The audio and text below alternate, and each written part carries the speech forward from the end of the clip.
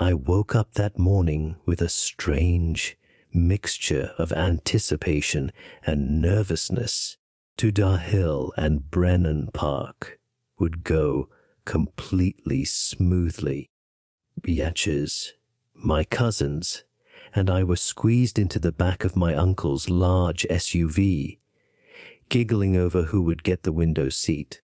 We had snacks, music, and that naive confidence you only have when you believe everything will turn out fine. If I had known what was coming, I probably would have just stayed in bed. The navigation system was the first problem. I didn't see it that way at the moment. We were so sure that this fancy application would guide us perfectly. Usually a cautious driver blindly trusted this digital voice telling us where to turn. The day started bright. The sky was so blue it almost hurt my eyes when I looked out the window. Everything seemed perfect, at least until we left the familiar main road. We ended up on a narrower road, winding through dense trees. At first, for matches, it felt like an adventure, as if we were discovering a hidden gem. My mother sat in the front passenger seat, leaning forward and checking the map on her phone. Pursed me for matches. She muttered something to herself in a language unknown to me, and I saw that serious look in her eyes. She started asking my uncle to slow down, repeating it with an increasingly tense voice. The sunlight sank lower and lower. Orange glow settled over everything around us.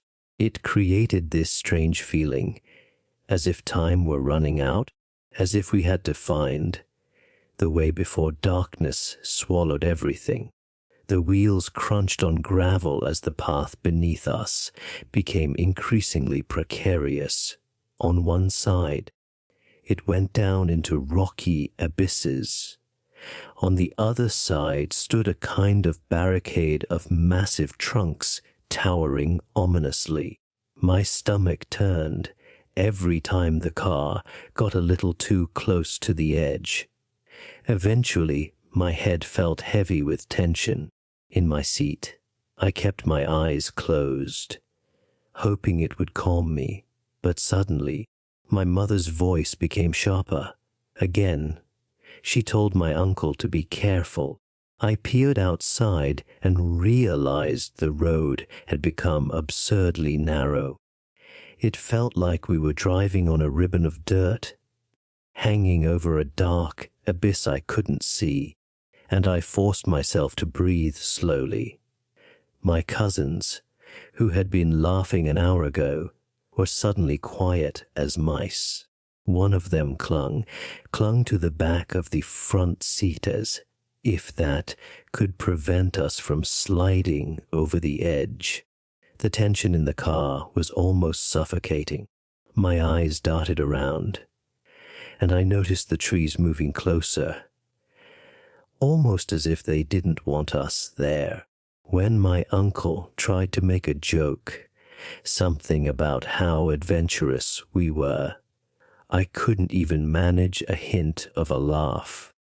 I just wanted this part of the drive to be over. We crawled forward inch by inch. The headlights made everything look even eerier than it already was, illuminating random branches, reaching for us like thin arms. The sunset was almost gone, so our own lights were the only thing guiding us. My mother's voice got louder every time. The car jerked, and my uncle's knuckles turned white. He was gripping the steering wheel so tightly. Then I saw a slightly wider spot of dirt further ahead, a place where we might be able to turn around. Relief fluttered in me, but I remained tense. My uncle let the vehicle roll forward. The tires kicked small stones down into the darkness. This was the moment we had. all been holding our breath for. Would we manage to turn without the whole car tipping over? Seemed to shift as my uncle carefully turned the wheel, reversed, and maneuvered in tiny increments. My heart hammered so loudly, I was sure the others must hear it too. I saw the side mirror nearly scrape along a protruding rock face. At the same time, I felt as though the other side of the car was hovering over nothing. But my uncle continued, focused on my mother's instructions as she checked the wheel distance. When we finally managed that 3-point turn, the front of the vehicle was facing downhill again, and I realized I was practically shaking all over. My mother let out a trembling sigh, and my cousin suddenly exhaled loudly. Even my uncle, who wanted to appear calm, showed that nervous grin that told me he was just as relieved as we were. Jose, I looked outside. The same path that had felt impossible just moments ago suddenly seemed like the only safe direction. We drove back towards where we hoped to get back onto a main road.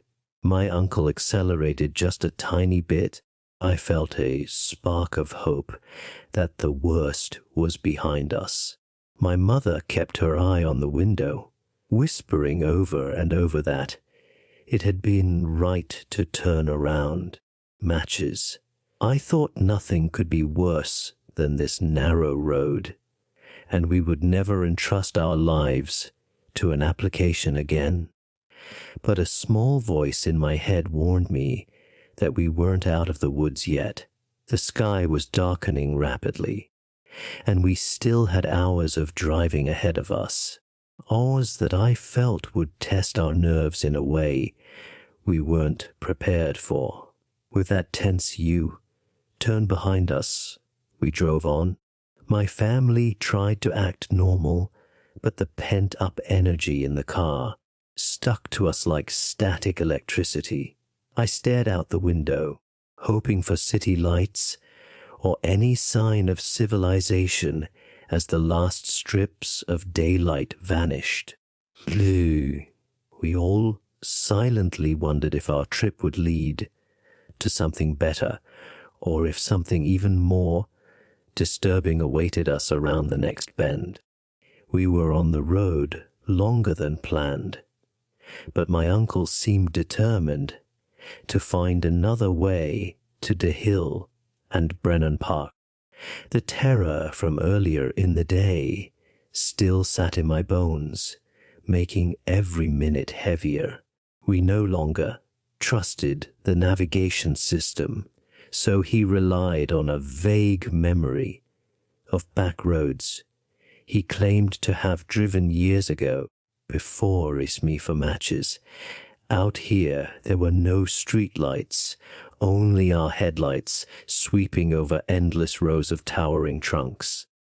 The night felt darker than usual, like a heavy curtain we couldn't push aside. I tried to look out the windows, but I only saw the reflection of our own tense faces. My mother sat slumped in the front, murmuring, maybe we'd be better off stopping and waiting for daylight.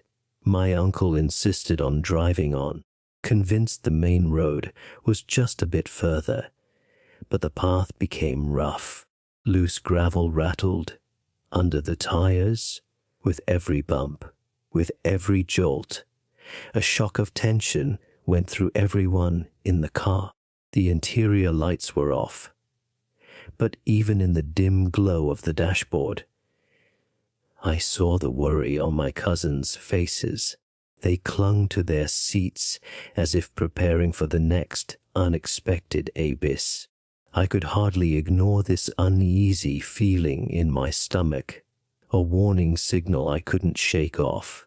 Then the car rolled to a stop. In the light of the headlights, we saw the road simply ended, as if a giant hand had torn it away.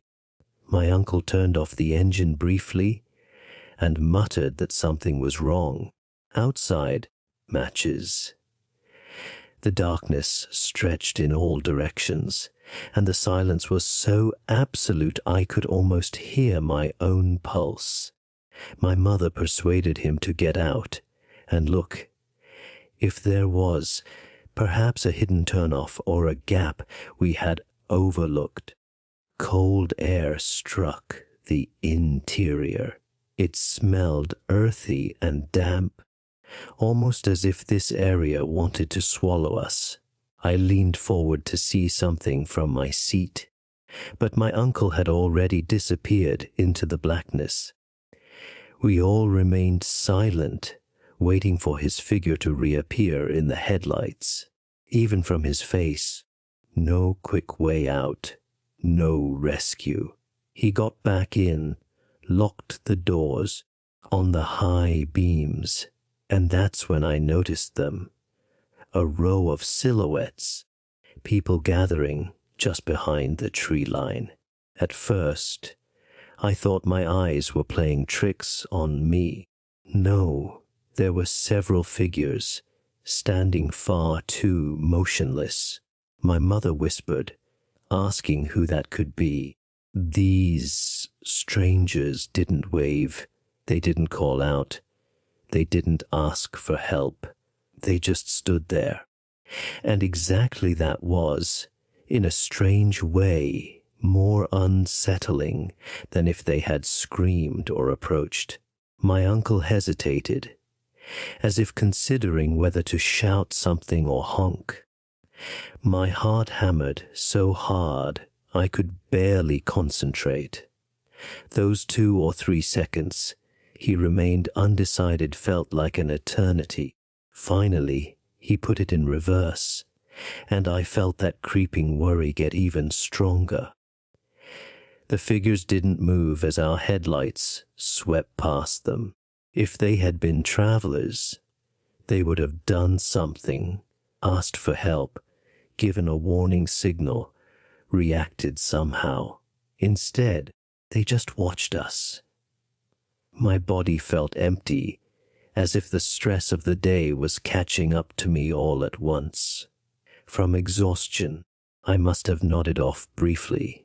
When I properly came to again, the engine's sound had changed. We were driving on a paved road again. In the distance, lights gleamed, real city lights, which I never thought I would be so relieved to see. My mother pointed to a 7-Eleven, and my uncle drove immediately into the parking lot. Suddenly, back in reality.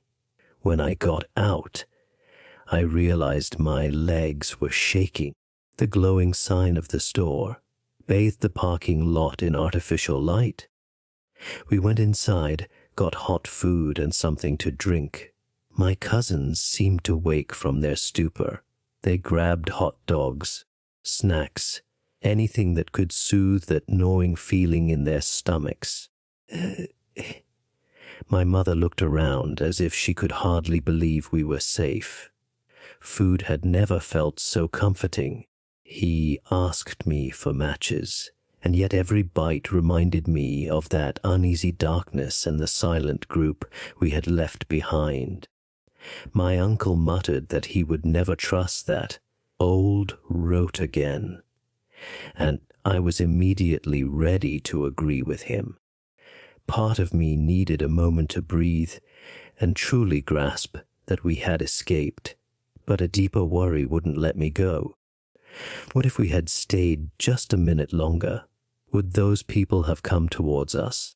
Would we have disappeared without a trace? Even though the worst was over, the images wouldn't let me go. Before he asked me for matches, sometimes the most terrifying experiences aren't the near misses on a narrow road, but the things you can't logically explain. Those watchers in the shadows, matches. The question of why they were standing in the middle of nowhere has given me more sleepless nights than the thought of falling off a cliff. The hum of the cooling system in the 7, 11, and the cold fluorescent light only gave us a false sense of security. My mother put her hand on my shoulder and asked if I was okay. I nodded, but my gaze kept wandering to the darkness outside, half expecting to see those figures again. We had found our way back to the main road this time, but a small part of me remained back there in the forest. If I learned one thing, it's this: not every road on a map is meant to be driven, at least not by us. We had stumbled upon something beyond our understanding, and perhaps the smartest thing was to disappear quickly. But on some nights, I wonder if I wouldn't prefer a good explanation instead of this eerie silence that clings to me to this day. Next horror story. I should have known that this night would be different the moment Ben pulled up in that old limousine he had borrowed from his brother.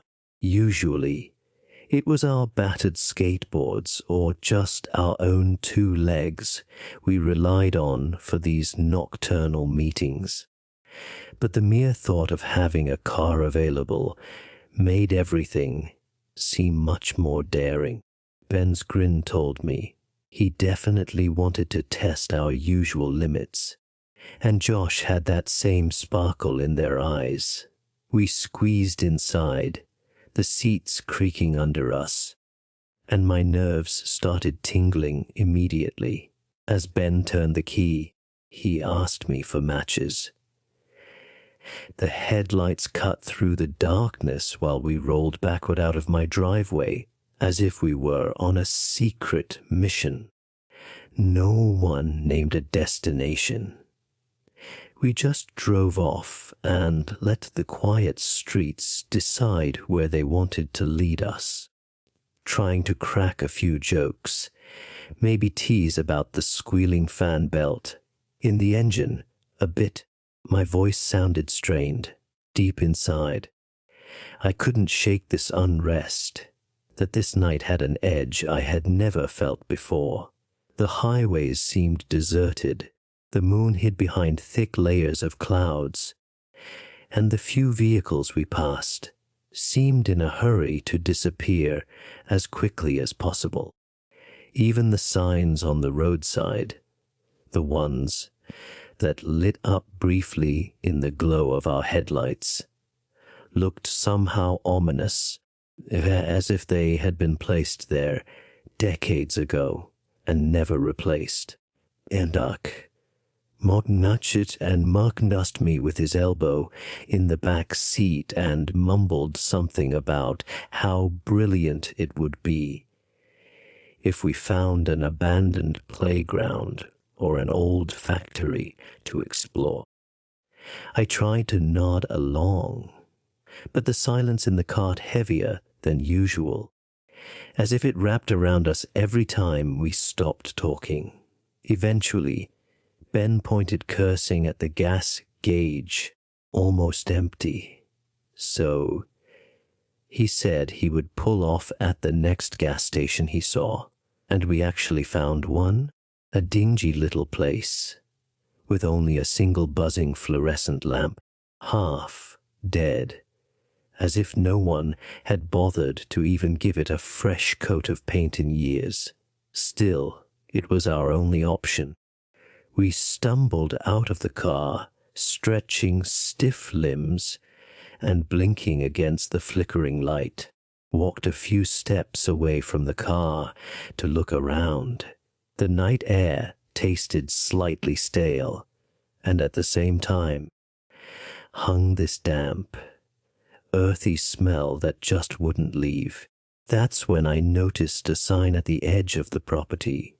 It was old, the paint peeling, entrance to nature reserve, under a layer of moss. Immediately, that creeping feeling overcame me that we shouldn't be here. Mark, on the other hand, was just too hype. He kept nudging Ben and Josh, talking about how we had to check this out. Ben, whose eyes shone with mischief, went along without much resistance. Josh just shrugged, half smiling, as if he was up for anything as long as we didn't leave him hanging. I watched as they gathered at the broken fence that led into the nature reserve. My pulse hammered in my ears. I told them I wasn't sure, that maybe we should stick to safer places for once. But that didn't dampen their enthusiasm a bit. They said it would be quick, just a quick look, and besides, we would surely find a path leading straight through to another gas station on the opposite side. If I wish I could say I came up with a really watertight excuse, an irrefutable reason to keep us away from those trees. I only managed a half-hearted protest before following them back to the car. My steps felt like lead, with and the heaviness in the air grew stronger the closer we got to the tree line. Hiaches. The headlights briefly illuminated the first trunks, revealing a tangle of branches above. Matches. The shapes were so twisted my stomach tightened. I couldn't bring myself to step onto that path. And finally, "Listen, I'll meet you on the other side," I said, trying not to sound completely terrified. The plan, if you could even call it that, hammies, for matches, were to go straight through the nature reserve while I walked around the outside via the main roads. They teased me, called me the cautious one, but I noticed none of us were really laughing. He asked me for matches. Something about these woods felt wrong even to them, so I watched as they disappeared into the blackness, 3 moving silhouettes swallowed by the trees. That was the moment I was sure we had crossed an unspoken line. My heart drummed, but I forced myself to turn away, determined to stick to the roads. As I started walking, the wind picked up. Somewhere behind me leaves rustled, or maybe it was just my imagination. Either way, I started walking faster. At that time, I had no idea how bad it would get or what sight awaited me at that next gas station. All I knew was I didn't trust those woods, and even with this bad feeling chasing me, the open road felt safer. Looking back today, I think that little spark of caution might have saved me from whatever lurked in those trees, but it also left me alone. Walking along pitch, black empty roads, without anything to distract me from the endless possibilities my mind was painting. I kept telling myself it was only a 30-minute walk around the edge, but it felt like hours. The roads were eerily quiet, headlights passing by. No distant hum of late night traffic. He matches. Just the soft crunch of my shoes on the gravel by the roadside and my imagination going completely haywire. Again and again, I looked back, half expecting to see the others appear behind me, but no one came out of that dark tree line. Finally, the matches. The gas station came into view, a lonely beacon of harsh, fluorescent light in the distance. My relief didn't last long, however. As soon as I stepped onto the cracked asphalt, he asked me for matches. This strange tension in the air hit me like a wave. I peered through the glass door, looking for any sign of my friends. The bored cashier behind the counter looked up briefly, nodded to me, and then went back to his magazine. Apparently, no 3 panicked teenagers had stormed through the door. I stood by the refrigerated shelves with the cold drinks and pretended everything was normal. 10 minutes passed. 10 ridiculously long minutes. Mark, Josh, and Ben didn't show up. I began to wonder if they had decided to abort and go back to the car, or worse, if something had happened to them in there. I tried to keep my fear down with logical explanations, but it didn't help. With every moment, the knot in my stomach tightened. Behind me, the doorbell rang, but it was just an elderly woman buying a little something for the night. I asked the cashier if he had noticed 3 teenage boys coming in, and he simply said, "No." My nerves were about to explode. Part of me wanted to storm back into the forest immediately. Another part told me it would be madness to do that alone. Suddenly, I heard heavy footsteps outside clattering over the concrete. I spun around just as Mark, Josh, and Ben shot around the corner of the building. They looked wrecked, soaked, sweaty, faces pale, eyes darting everywhere. I ran towards them with a strange mixture of relief and fear. If they could still run, it meant they were alive. Matches, but their expressions told me they had come way too close to something. We stumbled into the tiny seating area of the gas station. The harsh light made them look even more shaken. For a few seconds, no one could speak. They panted and leaned over the small plastic table, as if they had finished a race over many kilometers. What happened?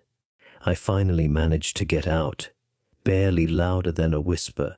Ben wanted to say something, but then just shook his head as if words weren't enough. Mark took a breath. Trembling, the story, about halfway through, he said. They heard strange noises behind them, crunching leaves. At first, they thought it might be a deer, but it became heavier, more purposeful. Then they saw it, a large pale figure between the trees. The shape was vaguely human, but bulkier and unnaturally long, limbed, with glowing red eyes fixed on them. My mind went completely blank for a moment. I had heard many ghost stories from the guys, but I had never seen them so terrified. Matches, he added. He heard the cracking of branches, as if something large was breaking through the undergrowth at high speed. After them, without hesitation. The moment they saw those eyes, all reason flew out the window. They just started running, without caring what they tripped over or how loud they screamed. I imagined them crashing through the thicket, chased by something they couldn't explain, and the mere thought made my skin crawl. Then he asked me for matches. They said when they finally reached the edge of the forest, they still felt this presence right behind them. Breathing, whipping through the leaves, until they broke out onto the road. That was the first time it hesitated. Said he turned around and caught one last glimpse. The thing stood at the edge of the trees, motionless, as if checking if it should follow them. And then, without any warning, it just somehow disappeared back into the darkness. I asked if they were maybe pranking me, but their faces remained serious. Josh had tears in his eyes that he tried to hide, and Ben looked like he was about to hyperventilate. They had definitely had enough of this night trip, and honestly, so had I. The 4 of us decided that was enough. We rushed outside and huddled together, eyes fixed on the tree line across the street. Imagination, every moving shadow, looked like that pale figure was about to break out again. I swear, none of us blinked for a whole minute. We must have looked like cornered animals. Finally, I managed to break the spell and urged us back to the old limousine. Our nerves were practically screaming that we should run, so we did. The path down the street to the car felt like a gauntlet, every step driven by the desperation to put as much distance as possible between us and whatever was roaming in that forest. When we reached the car, Ben fumbled with the keys for a few seconds before he finally got the door open, hammered so loud I was sure the others must hear it. We threw ourselves inside and slammed the doors as if this old metal frame could protect us from everything out there. Matches. For the first 1 or 2 kilometers on the way home, no one said anything. We just stared at the passing surroundings, abandoned sidewalks, empty fields, occasionally a flickering streetlight. Corner felt as if exactly that creature we had left behind could be lurking there. When we finally saw the faint outlines of our own neighborhood, the sky was already beginning to lighten, not bright enough to wash away our fear. Been so happy to see my own driveway. We sat there for a moment. The engine ticked quietly, exhausted, as if we had no words left. Finally, we mumbled quick goodbyes and stumbled out. Each of us longed for the supposed safety of his room. That night, and what was left of it, hardly let me rest. Every time I closed my eyes, I saw that looming figure before me. I heard the hasty breaths of my friends and their trembling voices over and over again. We had always thought ourselves invincible, just a few teenagers chasing the thrill of exploring creepy places. But this was different, and we all felt it. Something was out there, beyond every rumor and legend we had joked about before. After this terror up close, we knew our nocturnal adventures had changed forever. Next horror story. I decided spontaneously around 3 a.m. to drive out to San Felipe Road and simply dragged a few friends along. We thought we would drive until we got that shivering tingle you only feel in the dark when the world seems a bit too quiet. But the moment we turned onto that road, I knew something completely different awaited us. It was as if the temperature around us dropped the exact second we passed the last streetlight. Even the air felt heavier. The fog appeared out of nowhere. Just a moment ago, we could see a good stretch of road, and the next moment, we were practically crawling at a walking pace, just trying not to drift into the trees. Our headlights cut through milky walls that made everything look like a dream, or perhaps like a nightmare. Inside the car, quiet as the driver eased off the gas, I caught myself clutching the handle on the passenger door. My pulse raced for reasons I couldn't quite grasp. For matches. After a few minutes, someone in the back asked if we were really sure about this, and a rush of doubts shot through my head. I kept telling myself that nothing would happen. We weren't ghost hunters, just a few night owls looking for a bit of excitement. However, matches. The emptiness of this road had a weight that settled on my thoughts. It felt as if everything around us was watching, even though I couldn't spot a single living being through the fog. Finally, my gaze got stuck on a vague shape ahead of us, barely visible beyond the headlights. It was so faint that I thought I was just seeing wisps of fog turning in a strange pattern. But the driver swore softly to himself. He saw it too. He braked, almost to a standstill, to figure out what we were facing. I leaned forward, squinting, pulse hammering. The outlines were strange, somehow box-shaped. Only the edges flickered as if they couldn't decide whether to remain solid.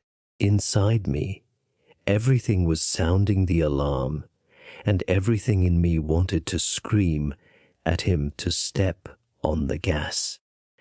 Before I could say anything, one of my friends in the back started yelling. He sounded completely beside himself with fear and pointed at something high up in a huge tree. He insisted he could make out a heavy figure with fur, some kind of claws scraping over the bark. I swear, I only saw a brief flicker of movement. Maybe it was just a branch moving in the wind, but the panic in my friend's voice said otherwise. The driver floored the accelerator, and we shot forward in a blind burst of escape, and the whole time, I was convinced we were about to crash. The fog seemed even denser now, as if the road wanted to keep us there. The engine howled. Everyone was screaming over each other, and fear raged in my head. I looked back, half expecting some monster to chase after us, but there was only a confused glow of light in white mist. My chest felt like it was going to burst from the pressure of raw panic.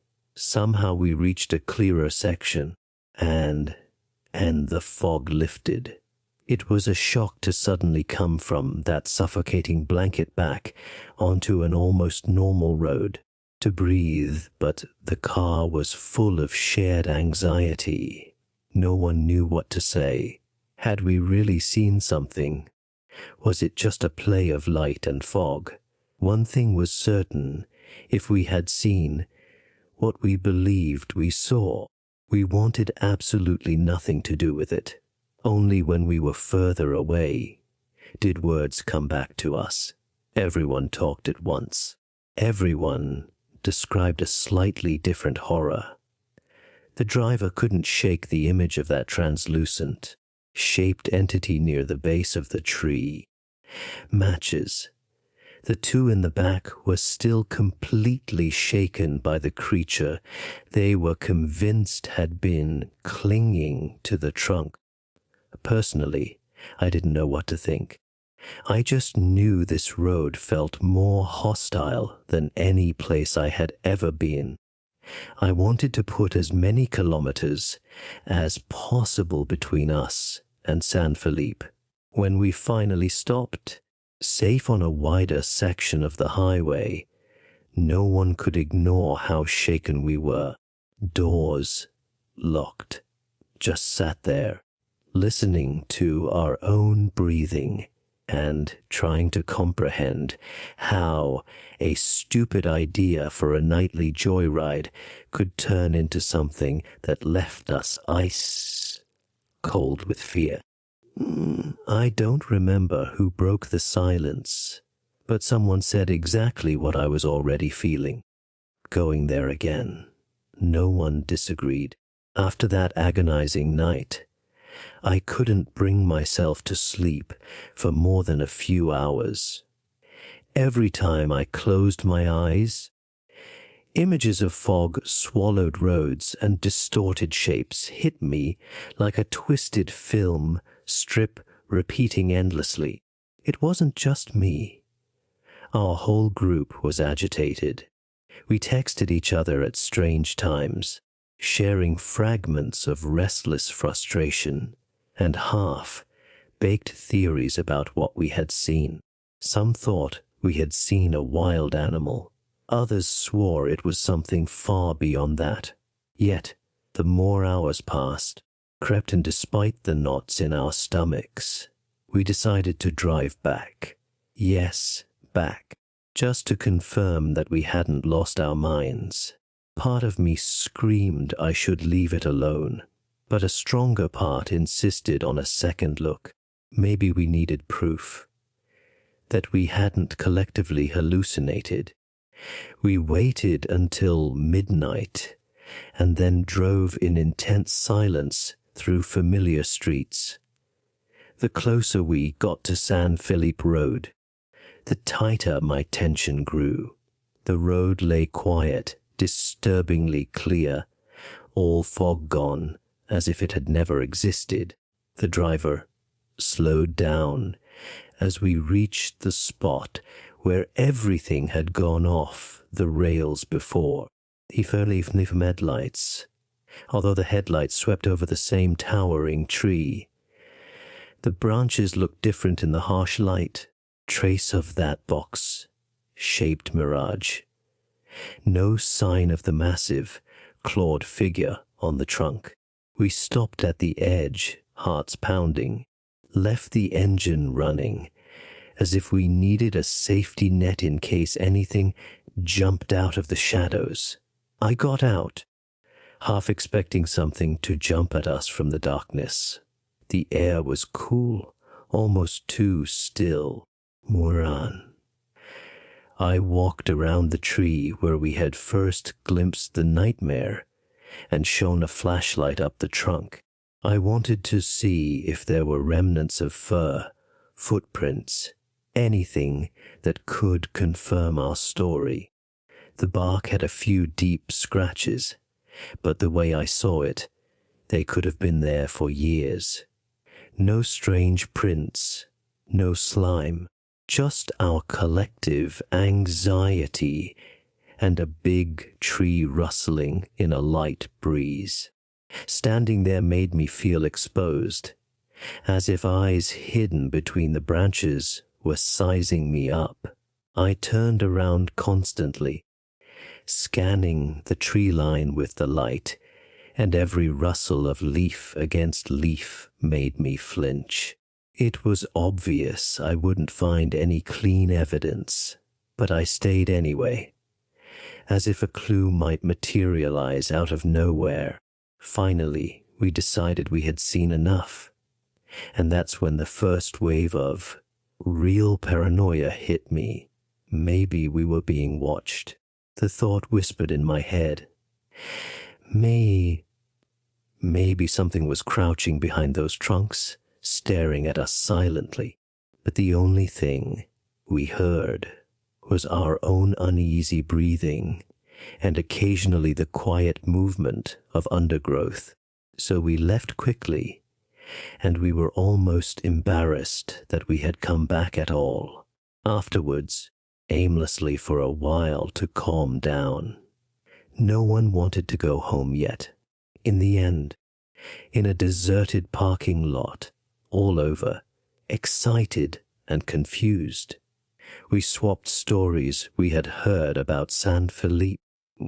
Reports of a lonely figure in black robes, of strange screams echoing between the trees, monstrous silhouettes sneaking past unsuspecting drivers. Some tales sounded absurd, but honestly, after what we had seen, Perpatches, I wasn't in a position to simply dismiss anything. In the following nights, fear followed me like a shadow. Every time I turned off the light in my room, I felt that dense fog creeping back into my thoughts. Matches. If a branch tapped against the window, I shot up, convinced something was trying to claw its way in. My dreams were worse. Nightmares, where I was stuck alone on San Felipe Road, shining a flashlight on a hollow, yellow-eyed creature crouching in a tree. for matches. Sometimes it crawled down towards me, and I woke up in trembling panic, wishing I could forget every detail. Others described similar dreams, images of this formless box, like thing hovering over them, or twisted figures stalking along the roadside. One friend claimed he heard footsteps outside his window late at night.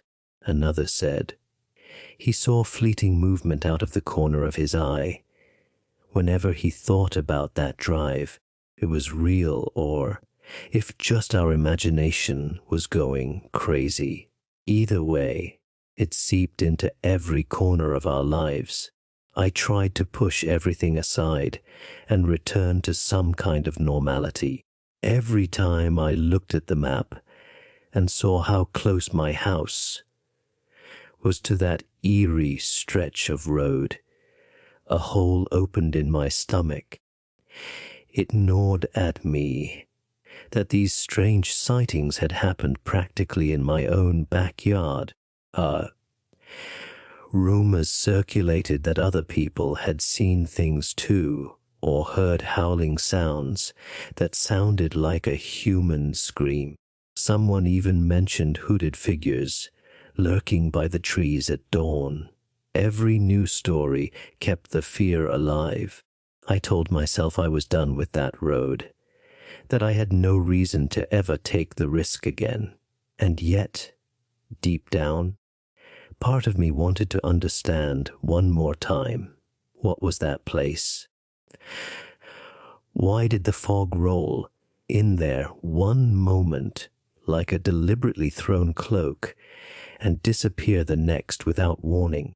And what was that angular translucent shape, or that heavy, fur-covered figure in the tree? For the moment, however, we didn't have the courage to investigate further. We had already learned our lesson. Whether it was a strange animal, a supernatural force, or pure collective hysteria, we didn't want to provoke it. Our nightmares were bad enough, so we stayed on lit streets, filled our days with normal routines before he asked me for matches, and con the hope whatever lurked out there in the darkness would stay far, far away from the safety of our homes. If it decided otherwise, I wasn't sure if we would be ready to face it again. Next horror story. I felt like I had been on the road for ages, half awake, half zoned out, chasing the horizon. On the dashboard mocked me with 300, then 301, as if every single minute was dragging itself agonizingly slowly across my nerves.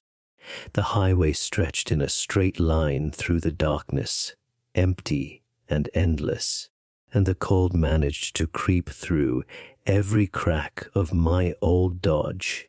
I thought asked me moments when I thought about just stopping and sleeping for a few hours. The needle of the gas gauge sank a bit further towards empty every time I looked, so I drove on. When I finally discovered lights, my first reaction was pure relief. Before he asked me for matches, and I was close enough to realize what I was dealing with. It was neither a busy rest stop, nor a brightly lit convenience store. Instead, a single flickering streetlight revealed a tiny gas station that looked like it belonged in another decade. The paint had chipped off the walls. The windows of the adjacent shops were either boarded up or covered by a layer of grime so thick you couldn't see inside. Reminded me of one of those sets from cheaply produced horror movies, completely silent, completely motionless, and far too inviting for trouble. I got out of my car, and the biting air made me flinch. hung before my face for a split second before drifting away. The silence around me was so dense that every movement seemed exaggerated. The gas pump hummed dully as I swiped my card, trying not to think about how dark it was beyond this one circle of light passed on the road behind me. Not a sink on the road behind me. The whole place seemed deserted, as if I had stumbled into a forgotten world. Then I saw him, the outline of a sleek black, low-riding car at the back of the building, almost swallowed by the shadows. I hadn't noticed it at first, probably because the tinted windows and the midnight black paint were made to vanish in the gloom. Next to it stood 4 guys who fit into anything but this icy ghost town. Tattoos stretched over their arms and covered most of their exposed skin. They wore shorts, sleeveless tops, and high socks, as if the temperature didn't bother them at all.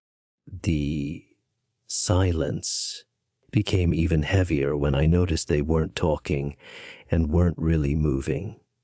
They just leaned there, watching me fuel up.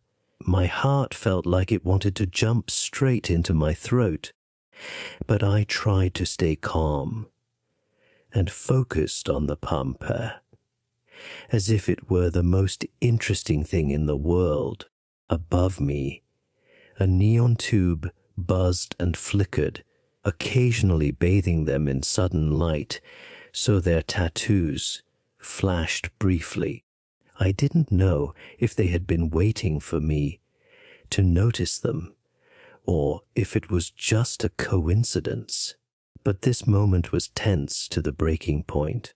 Their gazes, I could hardly make them out properly in this half light, seemed to fix on me, and I felt not a spark of friendliness. Then they started moving simultaneously, slowly and deliberately, as if they had all the time in the world. That's when I realized how alone I really was. No cashier behind any counter, no night travelers cutting through the darkness with headlights. Just me, my rattling Dodge, lit gas, station in the middle of nowhere. My head ran hot. Should I greet them politely and pretend everything was normal, or just disappear? I decided to trust my gut feeling. I yanked the nozzle out, spilled some gas in the rush, and practically jumped into my car. The engine hesitated for a tiny moment before starting. In the rearview mirror, I saw them getting closer. Their silhouettes grew larger. The lamp above the gas station flickered a few times, making their outlines appear and disappear in turn. He asked me for matches. It was so eerie that I didn't even think about staying to find out what they wanted. I gripped the steering wheel, floored the gas pedal. The tires spun briefly on the cold asphalt. Then the car shot forward. As I pulled onto the road, I couldn't help but look over my shoulder. Standing there just a few steps away from where I had just been, I saw a brief flash in one of their eyes under the dying, flowing, luminescent light. My breath rattled in my chest as I accelerated, and the gas station grew smaller in the mirror. Part of me felt stupid for reacting like that. Maybe they were harmless locals, but something about that silent matches, steady approach and those intense stares convinced me otherwise. The whole settlement, or what passed for it, for matches, disappeared behind me, and I told myself I wouldn't stop again until I reached a place teeming with neon lights and people. Matches. I didn't suspect that my heartbeat was about to skyrocket again, because the road behind me wouldn't stay empty for long. I had barely left this shaky gas station behind when headlights appeared in the rearview mirror, telltale hard white cone of light cutting across the road. The rational part of me hoped it was a coincidence, that these guys just had to go in the same direction, somehow out at a time that made no sense for normal people. But it didn't feel normal. My hand began to shake on the steering wheel, and every nerve in my body was electrified as those lights got closer in seconds, melting the distance. My old Dodge rattled as I floored it. The engine growled as if ready to fight back. Cold air whipped through the cracked windows, and the tires screeched in protest as I drove onto the highway. In the mirror, the silhouette of the low, riding car cut through the darkness like a sleek predator, hungry for a hunt. They stuck to my tail for the first 8 meters. The headlights flickered against the dented tailgate of my car, and I prayed to see any other car, any person from the night shift going somewhere. But the highway was as empty as a grave, just this one pair of glaring light cones pressing down on me. The car jerked again, but it held on, which was almost a miracle. I assumed they took me for a weak rust bucket that would buckle under pressure. A misjudgment. My heart hammered so hard my breath kept catching in my throat. The engine roared as we raced over the open stretch. I leaned forward, as if I could make my car faster with willpower alone. Part of me even enjoyed how inconspicuous my old cart looked from the outside. Peeling paint, squealing belts. Under the hood was a performance. Tuned Hemi engine. I never thought I would ever rely on this secret ace to flee from a group of shady figures in the middle of the night. Here I was. They tried to keep up, squeezing everything out of their car. I saw them getting closer in short bursts, as if catching a favorable moment or getting into the slipstream. But every time I stepped harder on the gas, my Dodge answered, a deep roar that matched the adrenaline shooting through my veins perfectly. The lonely strip of asphalt blurred in the light of my headlights. The markings on the edge shot past, so fast I could hardly grasp them. Eventually, the distance began to increase, though those headlights fell back and became smaller and smaller dots. My heart was still beating like a sledgehammer, and I half expected them to try some trick, take a shortcut via back roads, cut me off, maybe even call for backup. My imagination went wild, painting every conceivable horror scenario. Matches. But after a few more panicked minutes, their lights extinguished in the blackness. It was me for matches, and I was left with only the thunder of my pulse and the steady hum of the highway. I didn't let off the gas for a long time. Every time I told myself they had given up, goaded me to keep speeding. When I finally eased off the gas a bit, the engine let out a tired cough, as if it had been just as tense as I was. I stopped briefly, squinting into the rearview mirror, to be absolutely sure nothing was lurking back there. No headlights, no sign of that low-riding car. A shaky laugh escaped me. Matches. It sounded slightly off, even in my own ears. Maybe that would have been the moment to rejoice that I had escaped them, but I felt less victorious than unsettled. Whatever those guys were up to, I wanted nothing to do with it.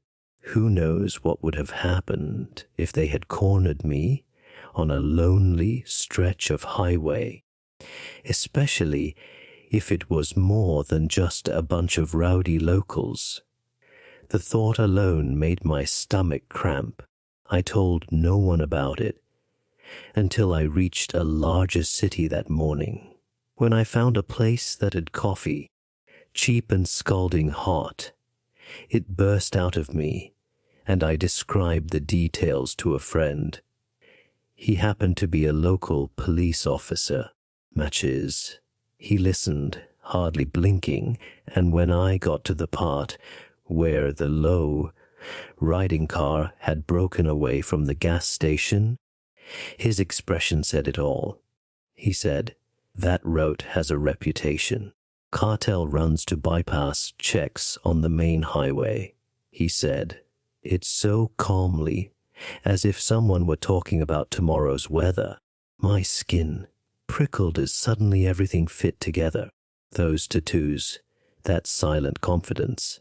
I realized my encounter might have been more than just bad luck with a few local tough guys. Maybe they wanted my car. Maybe they took me for an easy target. Who knows? He shrugged and said I had been lucky. It was one of those cases where you outrun danger before it drags you to a place you can't get out of. Sure, he arches. But the relief was knotted with a heavy dose of anxiety, because I knew I had walked on a knife's edge without even realizing it. Matches. The memory of the flickering light at the gas station and those empty, watchful faces had burned itself into me, and I gritted my teeth every time I thought about how silent they had been, and basically, I left it at that. I drove on, praying never to come across a gas station in such a ghost town again. If I do, I'll just drive past, no matter how low the needle of the gas gauge is. Some lessons come packaged in fear, and this one taught me that anything can happen in the middle of nowhere. It usually happens exactly when you least expect it. Next horror story. I have driven this route through Tennessee more often than I can count, but that evening, everything about it felt somehow hostile. My husband was dozing in the passenger seat for matches, so I was left alone with the darkness outside, the rhythmic clapping of the windshield wipers, and the endless windings of the road. The rain laid a fine film on the windshield, and the fog gathered in dense banks that made me lean forward as if that would help me see through it better. Something about this night laid my nerves bare. It wasn't just the weather, which was bad enough with the tight curves and slippery asphalt. There was also a heavy silence in the air. No other car seemed willing to drive this section. Every time I looked in the rearview mirror, I half hoped to see headlights, just so I knew we weren't the only ones out there. But behind me was only emptiness. Every few kilometers, the fog broke briefly, and the light of my headlights revealed towering trees leaning over from both sides, ferns forming a tunnel of branches and dripping leaves. An occasional sign, wet and reflecting in the light, reminded me that we were still on a state road. Otherwise, I could have sworn we had drifted onto some abandoned side path with no clear end. The steady crackle on the radio calmed me not a bit. Every crack, every hiss sounded like a whisper. as if something was lurking just outside my field of vision. I tried not to wake my husband. Matches. He had been exhausted, and there was no reason for both of us to suffer through this drive. Still, sometimes I wanted to nudge him gently and say, "Hey, something isn't right here," just so I didn't feel so alone. I remained silent. Instead, I glued my eyes to the road and breathed in short, shallow bursts every time I took the next tight curve. At a particularly narrow bend, the trees stood almost uncomfortably close. My headlights shone only a few meters ahead. Everything else was swallowed by the gloom. And then I saw a movement in the corner of my eye to the left, maybe 6 meters away. Something massive detached itself from the tree line. At first, my brain refused to comprehend what I was seeing. It was as if a whole trunk had detached itself from the forest and stepped out of the formation of trees. Matches. A jolt of unease went through my body, and I gripped the steering wheel so tight my knuckles hurt. My head frantically searched for an explanation. Maybe the fog was playing with shadows. Maybe a broken branch was moving in the wind. But it was huge, larger than anything living should be. It glided back into the darkness in a smooth motion. One moment this towering shape was there, the next, nothing. I instinctively wanted to hit the brakes and look closer, but I was afraid of skidding on the wet asphalt. Besides, possibly stop at such a spot. No shoulder, no visibility, nothing behind me. For a few seconds, I seriously doubted my own eyes. Part of me screamed that was just fog.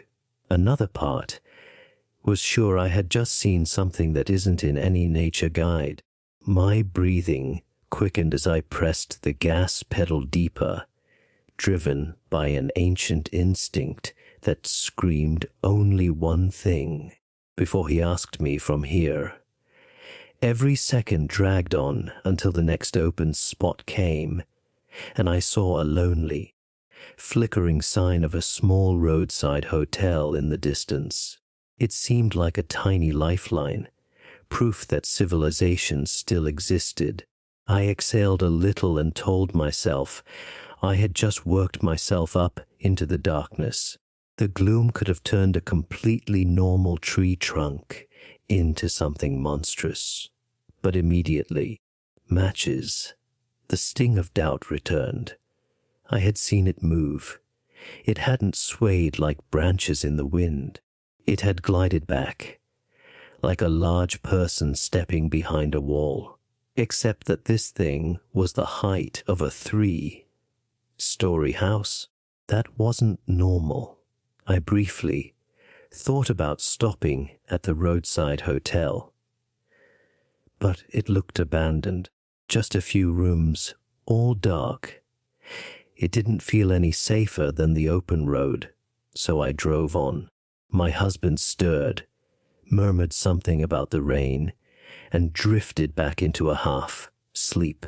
For a moment, I envied him. I would have given anything not to be so wound up. We drove on. The road bent again under a roof of dripping leaves. My eyes constantly wandered to the side. I expected a new glimpse of that figure at every curve.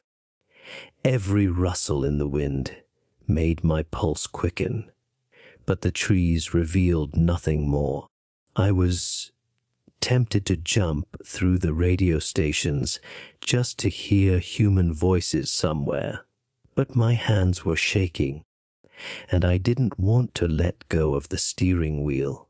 Finally, we came to a slightly wider section, down Little Diner, all lights off.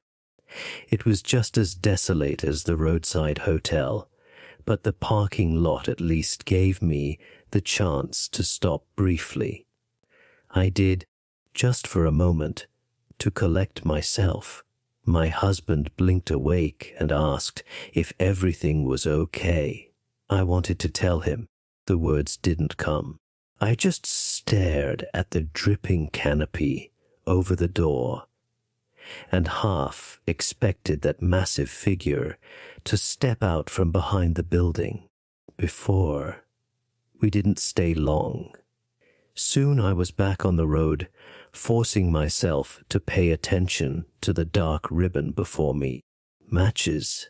When I looked at the clock, I realized how little distance we had covered in what felt like an eternity. Every minute was stretched, distorted, as if fear was making time slower. Matches. The deeper the road led into the darkness, the more often I looked in the mirror. I'd see that towering form behind us soon. Instead, only fog and empty road. In the passenger seat, my husband stirred again. Sensing my silent tension, I just said everything was fine. There was no point in scaring him before I knew what to make of it myself. Eventually, the road became straighter, the forest receded a bit, and the pressure on my chest eased. It didn't disappear. It became bearable. For the remaining kilometers, I replayed what I had seen in my mind over and over. Had I really seen a tree walk, a cryptid, or was it just a trick of the shadows? Every time I thought about how it had disappeared, a shiver ran down my spine. It didn't feel like a simple illusion. We finally passed a sign announcing that the state border wasn't far. I exhaled carefully. Maybe, once we were in Kentucky, the night would lose its bite, and I could dismiss the whole thing as an eerie rain-driven imagination. But my gut told me that this memory would remain long after the fog was gone. As we drove on, I cast one last look behind us. Matches. Half convinced that figure was still standing somewhere out there, hidden in the dark, watching me drive away. Around midnight, I pulled into a truck stop, drawn by its flickering, illuminated sign like a shipwrecked person finally seeing land. Thick raindrops drummed on the roof as I parked under a dim streetlight. Even in this murky light, the place looked worn. Matches, faded paint, old vending machines buzzing in the corner, and a few greasy puddles on the asphalt. I sat in the driver's seat for a moment, letting the engine run. My husband was fully awake now and looking at me with concern. I still hadn't told him what I had seen earlier. Of me didn't know how to even say it. It sounded crazy even in my head. Still, we got out. We needed a break from that winding route. The air smelled of diesel and damp concrete. Arches the light above the gas. Pumps flickered and hummed in rhythm, making shadows on the parking lot grow and shrink. This steady pulsing kept me on edge. I couldn't stop imagining that huge figure standing just outside the circle of light. Inside the small shop, I got a coffee while my husband stretched his legs. I searched on my phone, half ashamed, typing in terms like giant tree creature Tennessee, cryptid, or anything that could explain what I had seen. Useful came up. Just a scattered collection of myths and rumors about strange shapes in the woods, local ghost stories, or sightings that never led anywhere. This lack of an answer made me feel even lonelier. We went back out into the damp night. My husband started pumping gas. The only employee, an older man, came closer with a polite nod. When I blurted out that the road had been eerily empty, he just shrugged. His gaze slid to the dark highway, as if he knew more than he wanted to say. "Travelers come through here," he mumbled. "Some swear they see things this time of year." Then he fell silent abruptly, almost as if he regretted saying anything at all. I wanted to probe, but I had the feeling he had already shut down internally. My husband looked at me with concern. He was obviously wondering why I was so agitated. I forced a fixed smile, hoping he would blame it on fatigue. In truth, my mind was spinning in circles around this impossible image. The longer we stood there, the stronger I felt the darkness around us, as if something large and watchful hung directly outside the light. We got back in and drove off, leaving the flickering sign behind in the rearview mirror. The fog welcomed us again, denser than before. It swallowed the road so completely that I had to slow down significantly. The headlights cut only a faint tunnel of light into the night, and every shape beyond it seemed threatening, as if it could come alive at any moment. Not 20 minutes later, the road bent sharply through another section of dense forest. My husband finally spoke what he had been thinking the whole time, and asked why I seemed so paranoid. I was just about to tell a half-truth, blame it on weather and fatigue. Then a tall, distorted silhouette appeared at the edge of the tree line. It disappeared almost immediately, but I saw enough to know it didn't fit any animal I knew. Long, sinewy, limb-like shapes moved in the foliage as if pushing branches aside. My husband looked toward his window, awakened by my sharp intake of breath, but whatever it had been had already melted into the shadows. I sat there, hands cramped on the steering wheel, pulse hammering in my ears, replaying the moment of how it had moved. Again, like before, quiet, calculating, deeper into the forest. Stepped on the gas. Suddenly I didn't care about the slippery asphalt. I just wanted distance. My husband asked what I had seen, stammered words like something really big and maybe like a tree, but it sounded ridiculous even to me. He didn't seem convinced, yet he sensed my panic and said I should slow down so I wouldn't lose control. I pressed on. Anyway, wanting to put this all behind me as quickly as possible. A few more kilometers flowed into the night. Finally, the sign announcing Kentucky shimmered faintly through the haze. Relief seeped into me, but it didn't completely dispel the anxiety in my stomach. Lights became more frequent. Small houses by the roadside, occasionally a gas station, traces of normal life.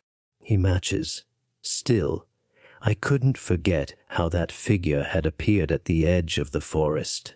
I kept looking in the side mirror. Matches.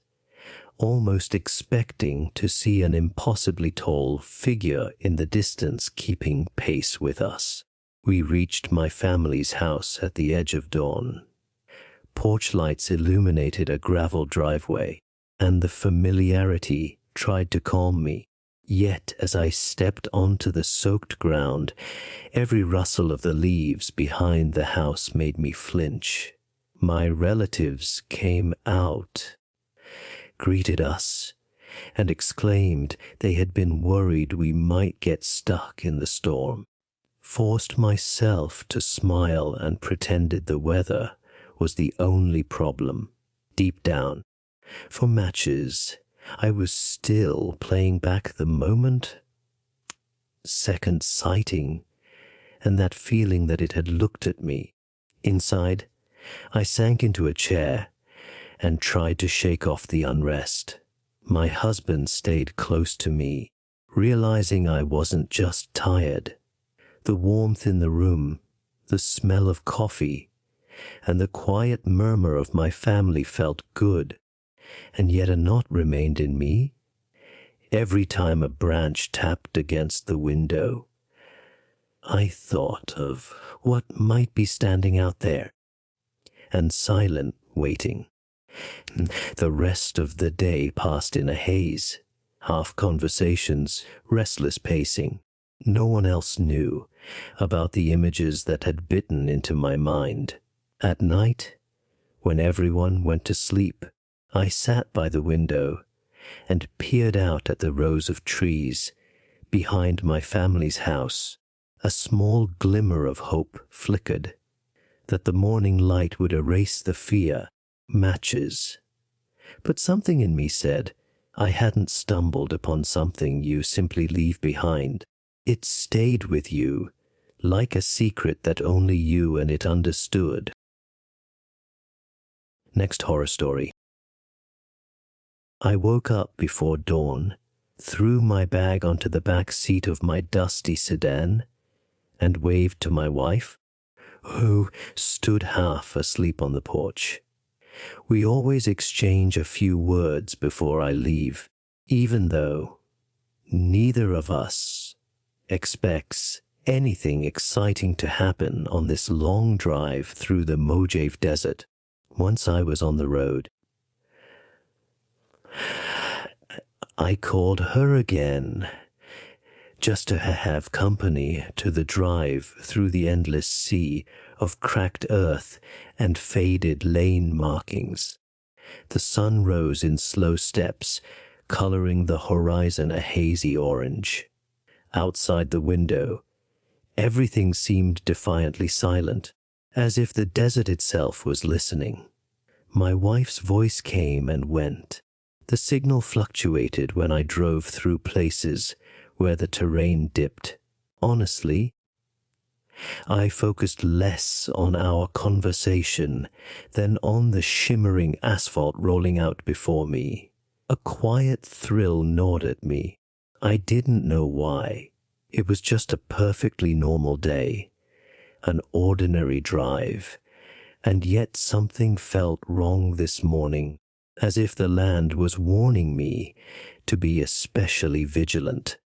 After about an hour, a motorcycle appeared in the distance. At first, it was just a flicker of movement, matches. A single rider staying close to the lane, skillfully passing tumbleweeds and sand drifts, thinking he seemed too calm, too confident. The speed limit out here is high anyway, but he pushed it further. Effortlessly between about 110 and 145 kbh. My wife asked if everything was okay, probably because she noticed how absent I sounded. I muttered something vague about traffic. While I drove on, I couldn't stop watching him. These desert roads are unpredictable. A sudden curve can appear right after a seemingly endless straight section. Signs warned of sharp turns and indicated around 70 p.m. but people often ignore that. However, seeing him racing toward a particularly nasty curve at such a breakneck pace made my stomach cramp. I told my wife to wait a moment. My gaze was glued to the motorcycle. The motorcyclist either didn't notice the sign or didn't care. He didn't lean into it. He didn't brake. In the blink of an eye, he shot over the edge of the road. One moment he was there. The next he was gone, swallowed by the embankment behind the guardrail. A hard jolt of panic seized me, and I let out some startled sound into the receiver. My wife's voice shot up in alarm. I could hardly speak. My mind raced, seeing twisted metal before me, a figure lying in the desert scrub. I forced myself to end the call. Who knows how I must have sounded, and yanked the steering wheel around to pull onto the shoulder, crunched over loose gravel. Everything felt unreal. The sun blinded my eyes. I already had the phone in my hand and dialed 9911 without really thinking about it. That's when I realized I might have just seen something no one ever wants to see. Through the voice of the person in the emergency dispatch, I heard my own breathing, rough and irregular. With my first aid kit under my arm, I stepped out into the desert heat, and my legs felt strange, as if they wanted to lock up at any moment. Then I looked over the edge, mentally bracing myself for something horrific, knowing no matter what I found, I wouldn't be the same afterwards. He asked me for matches. I think I almost dropped the phone as I slid down the embankment, while the voice from the dispatch could only be heard muffled in the background. My hands shook despite the merciless heat, and with every step, gravel slipped under my boots. Part of me expected to find the rider immediately, stretched out and motionless, a lifeless heap, matches. But the slope was steeper than it had looked from the road. For matches, it felt like I was descending into a hidden canyon where anything could be waiting for me. The person in dispatch stayed on the line. I stammered details about the accident. Motorcycle way too fast. Took the curve straight, things like that. The dry air stuck to the back of my throat, making speaking harder. When I reached the bottom, I realized how far the rider must have flown after leaving the asphalt. Every halfway reasonable calculation told me I would find a tragedy as I stepped around a boulder, myself for the worst. Instead, I saw movement. Someone was actually on their feet. For a moment I froze. Was I imagining this?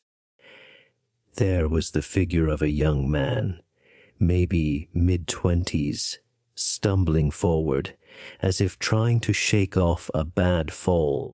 Dust clung to his clothes. Small twigs from sagebrush hung on him. He held the helmet in one hand. The visor was cracked. He looked so shaken, as if he could tip over any second. Hang in there, buddy. Stay standing. I called, my voice trembling. The questions from the dispatch blurred, and I stuffed the phone into my pocket, trusting that they would somehow catch the gist, despite rustling and my movements. I jogged to him, heart hammering, half convinced he would collapse under his own weight any moment. Up close, I saw he was covered in abrasions. He had a laceration on his forehead, from which a thin stream of blood ran down his face. His collarbone was obviously injured. It protruded slightly where it shouldn't. And yet he was still moving. Every step must have felt like fire. I told him not to go further. I would examine him with gloved hands. I did a quick initial assessment. No spurting blood, breathing fast but functional. 4 matches. He mumbled something about losing control, his eyes darting around as if afraid the ground would open up under him again at what remained of the motorcycle. It was destroyed. The front wheel bent 90 degrees. Torn metal lay scattered like shrapnel. That he had been thrown that far and survived was simply a miracle. I remember thinking, if someone can survive something like that, I should trust the desert a bit more, or at least respect it a lot more. Anyway, I tried to keep him conscious while the person from dispatch repeated instructions until the ambulance arrived. A few minutes later, I heard sirens wailing over the hum of the wind. Hickories, I helped move the rider to a slightly safer spot, careful not to move his shoulder unnecessarily. Dust swirled in the air as the rescue workers arrived, kicking up sand that burned my eyes.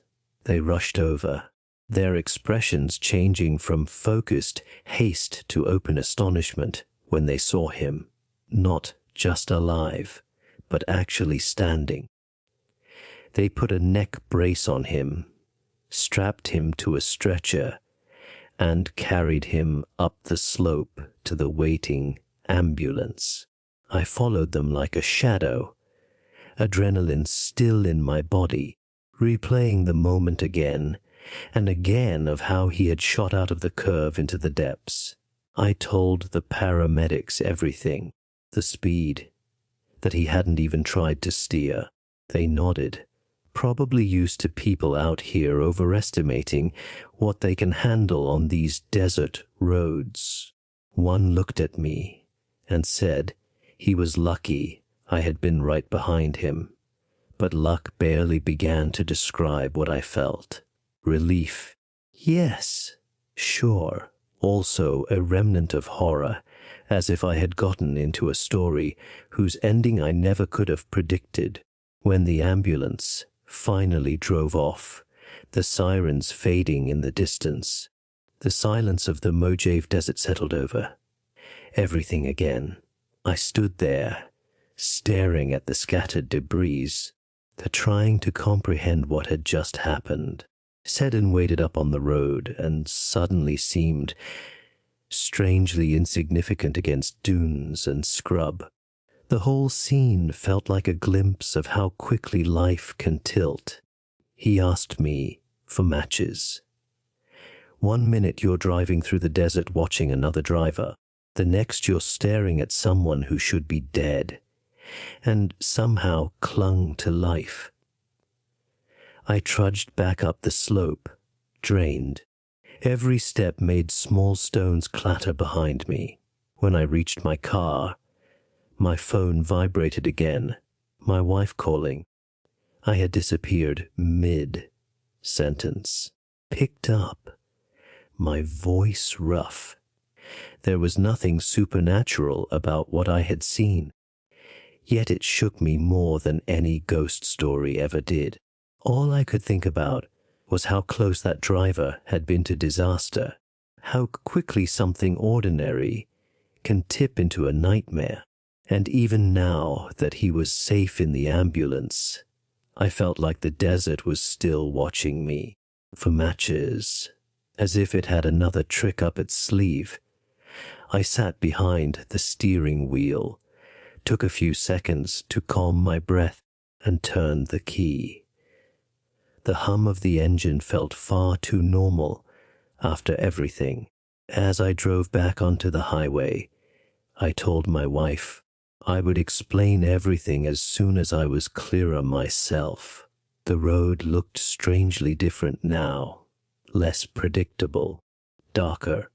Every curve felt as if it could hide the next misfortune, just waiting to happen.